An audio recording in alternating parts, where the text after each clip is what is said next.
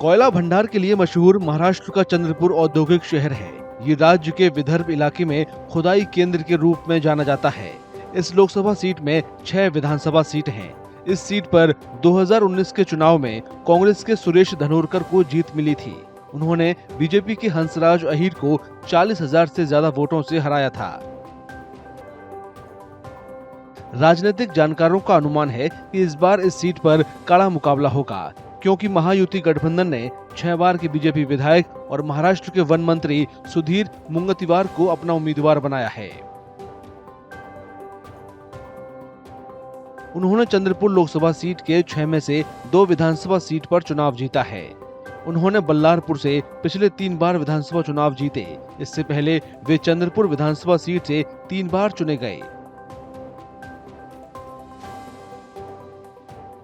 कोई भी माई का गाल ये नहीं कह सकता कि मैंने प्रगति नहीं की या मैंने इस मतदार संघ की सेवा नहीं की। अब बारी आई है केंद्र के माध्यम से चंद्रपुर वनी आर्नी लोकसभा क्षेत्रों की समस्याओं को सुलझाने और लोकसभा में मैं चंद्रपुर आर्नी वनी लोकसभा का आवाज बुलंद करूंगा, आम जनता का आवाज बुलंद करूंगा और केंद्र सरकार की ओर से जो योजना है छोटी से बड़ी तक सब योजनाएं ये मैं अपनी लोकसभा क्षेत्र में लाऊंगा।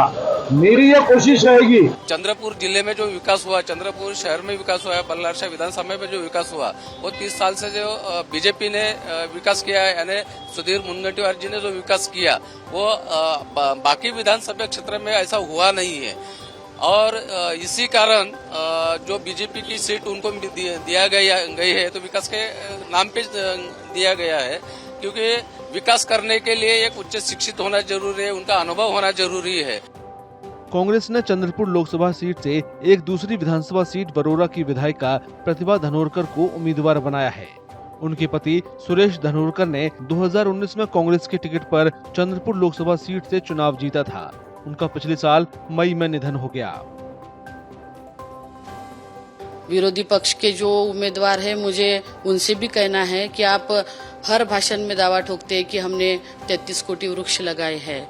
अगर 33 कोटी वृक्ष जिंदा होते तो इतना बड़ा प्रदूषण ये जिले में नहीं होता। प्रतिभा धनोरकर अपना फॉर्म भरने के लिए जा रही थी नामांकन को, तो बुलाने से वो लोग नहीं आते। एक जनसैलाब आया था बिना बुलावे से, तो जाहिर है कि ताई के साथ में सिंपैथी भी बहुत है, क्योंकि बाड़ू भाऊ एक ऐसा नाम है जो 5 साल जिन्होंने इस धुरा संभाली है चंद्रपुर जिले निर्वाचन वनी आर्नी निर्वाचन क्षेत्र की, और वो प्रेरणा लेकर आई बाड़ू भाऊ धानोरकर की। और ताई के साथ में आज पूरा समाज, ओबीसी समाज, मुस्लिम समाज, जितना भी समाज है, मैं समझता हूँ कि आज ताई के साथ में कंधे से कंधा मिलाकर चल रहा है। चंद्रपुर में बड़ी संख्या में लोगों का कहना है कि बेरोजगारी उनके सामने सबसे बड़ी समस्या है। इसके अलावा महंगाई, महिला असुरक्षा और बढ़ती अपराध दर भी महत्वपूर्ण चुनावी मुद्दे हैं। कुछ लोगों का कहना है कि ये मुद्दे वोटिंग के रुझान पर असर डालेंगे।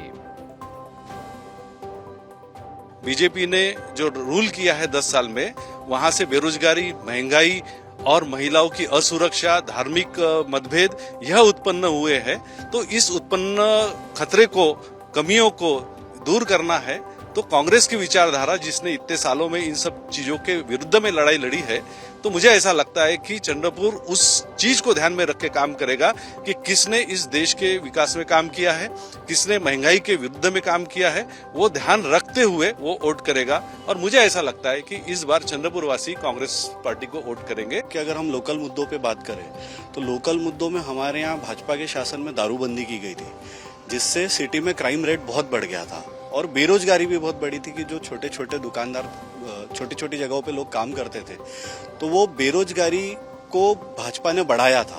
तो उसका रोष इस बार भाजपा पे दिखेगा।